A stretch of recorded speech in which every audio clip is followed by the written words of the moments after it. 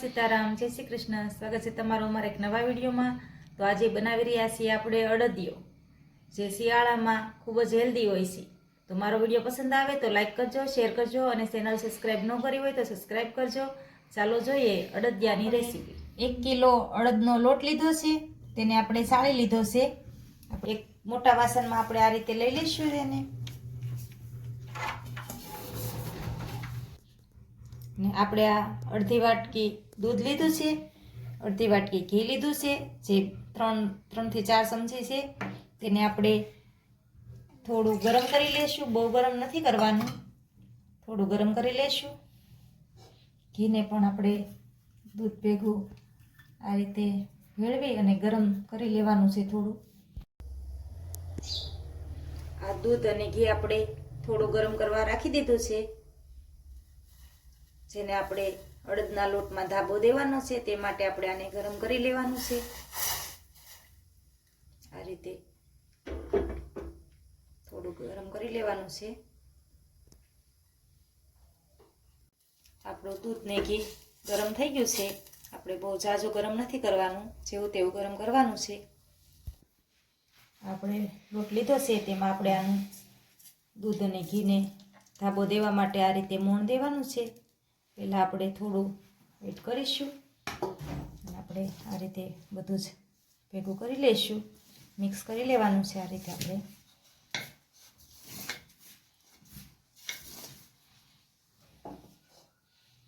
હવે આ થોડું રાખ્યું છે, આપણે તેને પણ આમાં એડ કરી દઈશું।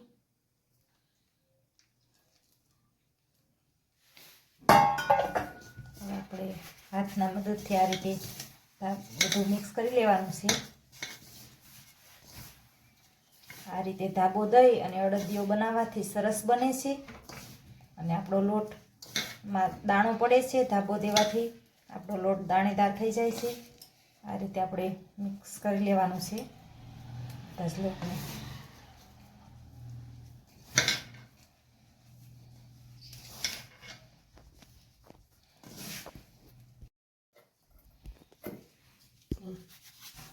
આપણા લોટનો ધાબો દેવાઈ ગયો છે।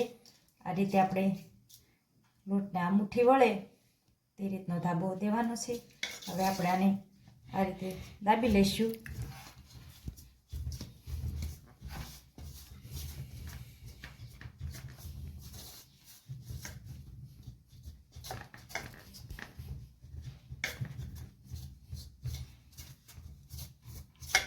હવે આને 10 મિનિટ માટે ઢાંકીને મૂકી દઈશું। આ રીતે આપણે ઢાંકી અને 10 મિનિટ માટે રહેવા દઈશું। હવે 10 થી 15 મિનિટ થઈ ગઈ છે। હવે આપણે આ લોટને ચાળી લઈશું।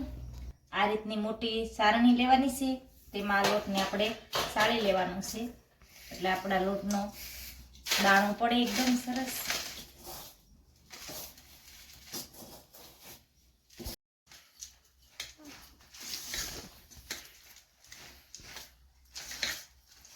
આ રીતે આપણે ચાળી લઈશું।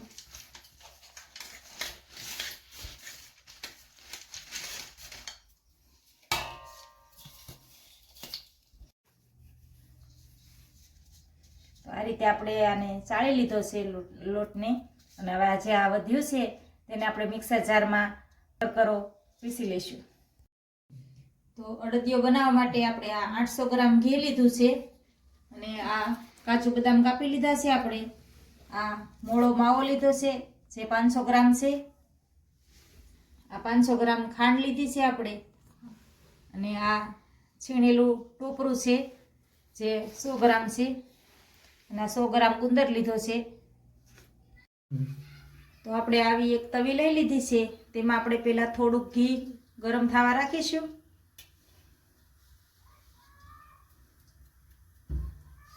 હવે આપણું ઘી ગરમ થઈ ગયું છે, આપણે તેમાં ગુંદરને પહેલાં તળી લઈશું।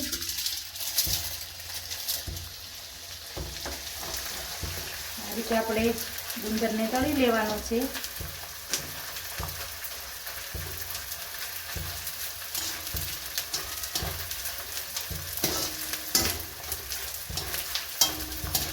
આ રીતે સરસ ગુંદર આપણો તળાઈ જાય છે, આ રીતે તળી લેવાનો છે। તો આ ગુંદરને આપણે તળી લીધો છે. તો હવે આપણે આ જે ઘી લીધું છે તેને આપણે આમાં ગરમ થવા માટે રાખી દઈશું. જે આપણે લોટને શેકવાનો છે આમાં તે માટે થોડું ઘી બસાવીને રાખીશું આ રીતે. તો આ ઘી આપણું ગરમ થઈ ગયું છે. હવે આપણે તેમાં આ જે અડદનો લોટ સાબુદાનો રાખ્યો છે તેને આમાં આપણે નાખી દઈશું અને શેકી લઈશું લોટને.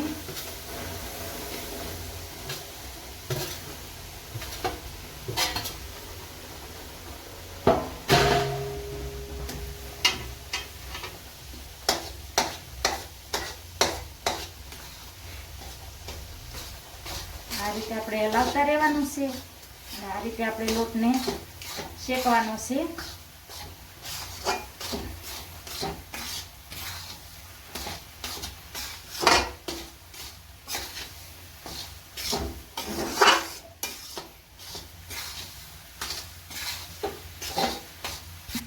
હવે જે આપણે આ ઘી બસાવીને રાખ્યું હતું તેને આપણે આમાં એડ કરી દઈશું.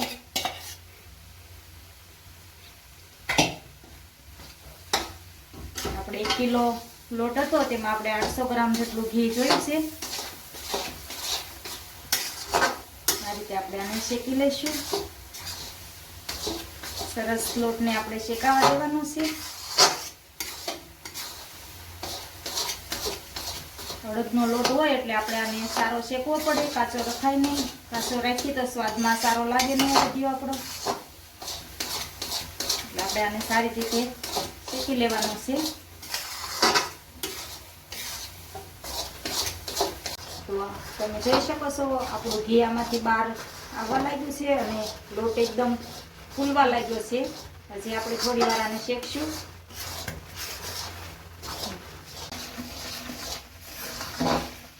તો હવે આપણો લોટનો કલર પણ બદલાઈ ગયો છે અને આપણો લોટ હવે સરસ શેકાઈ ગયો છે.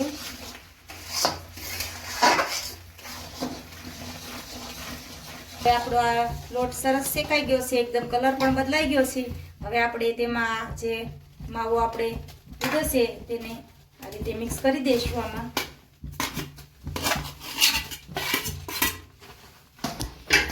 આપણે આમાં 500 ગ્રામ માવો એડ કર્યો છે. તમે આમાં કિલો લોટમાં કિલો માવો એડ કરવા માંગતા હો તો પણ સરસ લાગે. આ રીતે આપણે મિક્સ કરી લેવાનું છે માવાને.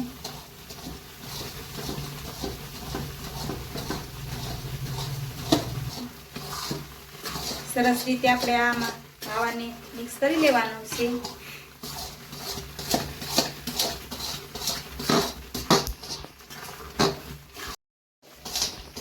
આપણો માવો આમાં સરસ મિક્સ થઈ ગયો છે. હવે આપણે આને નીચે ઉતારી લઈશું. આપણે આ ખાંડને આમાં લઈ લઈશું અને આમાં આપણે સાહણી બનાવવા માટે ખાંડ પલ્લે તેટલું પાણી આપણે એડ કરવાનું છે.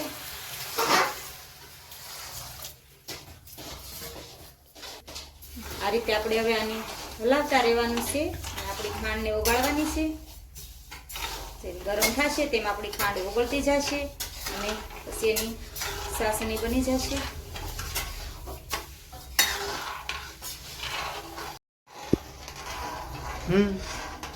આ ખાંડ આપણી ઓગળી ગઈ છે અને આપણી ચાસણી બનવા તૈયાર છે. હવે આપણે આને ચેક કરી લઈશું. ગેસને એકદમ ધીમો કરી દઈશું અને આ રીતે આપણે ચેક કરી લેવાનું છે. આ રીતે તાર હજી બનતો નથી, આપણે થોડી વાર રાખીશું. આપણે હવે આ રીતે ચેક કરી લઈશું. તો હવે આપણી ચાસણીનો તાર આ રીતે બને છે એટલે આપણી ચાસણી રેડી છે. હવે આપણે આ ચાસણીને આપણે જે આ શેકીને લોટ રાખ્યો છે તેમાં એડ કરી દઈશું. આ રીતે આપણે મિક્સ કરી લેવાની છે. આ રીતે આપણે મિક્સ કરી લઈશું.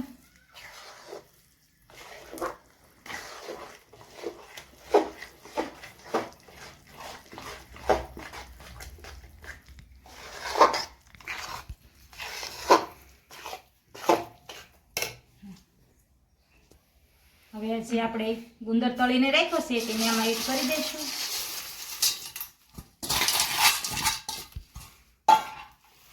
એને પણ આ રીતે આપણે મિક્સ કરી લઈશું.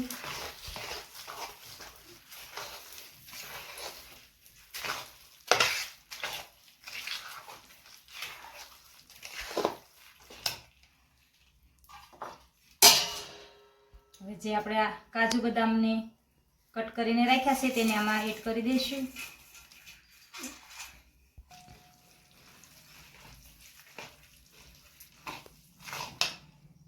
અને જે આપણે આ ટોપરું લીધું છે તેને પણ આમાં એડ કરી દઈશું. આપણે સારી રીતે આને મિક્સ કરી લઈશું. આ રીતે શિયાળામાં અડદિયો બહુ જ હેલ્ધી હોય છે અને ખાવાની પણ મજા આવે છે. હવે આપણે આ એક ત્રાસ લીધો છે તેમાં આપણે આ અડદિયો જે બનાવીને રાખ્યો છે તેને આપણે એમાં લઈ લઈશું.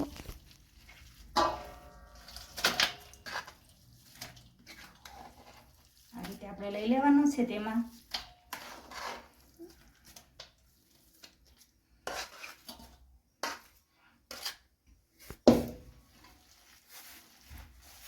આ રીતે આપણે ફેલાવી લઈશું.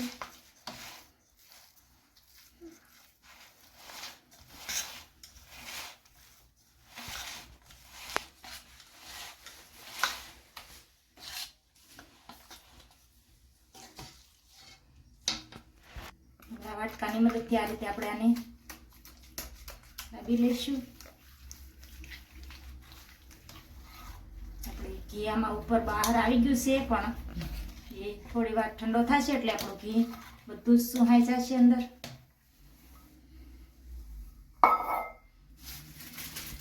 તો આપણે આ અડદિયો આમાં ઠારી લીધો છે. તો આપણે આ 2 વાસણમાં ઠાર્યો છે કેમ કે આપણને બહુ જાડા પીસીસ થાય આના પસંદ નથી એટલે મીડિયમ સાઇઝના જે પતી કાપડ છે તે માટે આમાં આપણે લઈ લીધો છે. આપણે ઉપરથી આ રીતે ટોપરાને ભભરાવી લઈશું. ઉપરથી